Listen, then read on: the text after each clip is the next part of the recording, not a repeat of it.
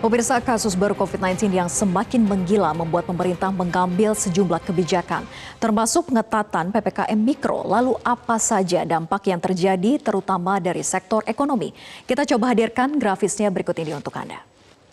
Kita lihat pemirsa, ada sejumlah perusahaan, pabrik dan juga retail yang tutup akibat pandemi sepanjang tahun 2020 hingga 2021.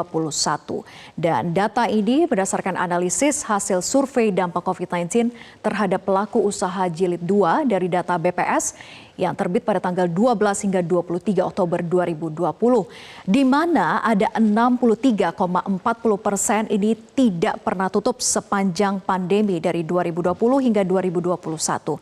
Sementara sisanya pemirsa terbagi dalam beberapa diagram. Ada yang 4,56% ini sempat berhenti sementara dikarenakan bukan karena faktor regulasi tetapi tidak dapat bertahan karena efek pandemi. Kemudian ada 14,09% ini berhenti sementara karena faktor regulasi, misalnya seperti pemberlakuan pembatasan sosial berskala besar ataupun juga PPKM Mikro. Kemudian ada juga dikarenakan berhenti karena COVID-19, yaitu tekanan laju ekonomi yang semakin melemah sebesar 6,78%, kemudian ada 11,13% ini buka kembali pada 30 Juni 2020. Kemudian kita lihat pemirsa data berikutnya, di mana yang tutup akibat pandemi di wilayah Banten, Jakarta, dan juga daerah istimewa Yogyakarta ini adalah pabrik-pabrik. Untuk di kawasan Banten sendiri, dari 16.000 perusahaan ada 800 yang bangkrut. Dan rata-rata ini dikarenakan adalah perusahaan yang bergerak di bidang padat modal seperti alas kaki yang mereka ini tidak dapat mengekspor ke luar negeri.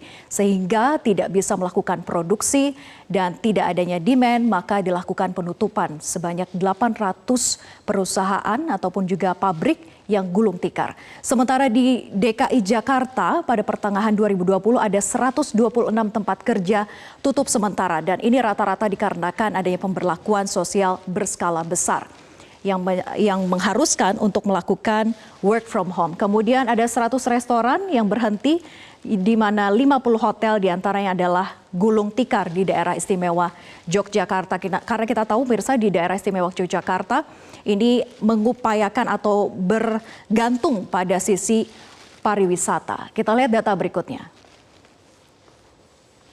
Kemudian ini adalah perusahaan retail di mana 6 tutup sejak tahun 2020. Ada Matahari Department Store, 25 gerainya tutup. Kemudian ada Supermarket Giant, 395 gerainya juga tutup.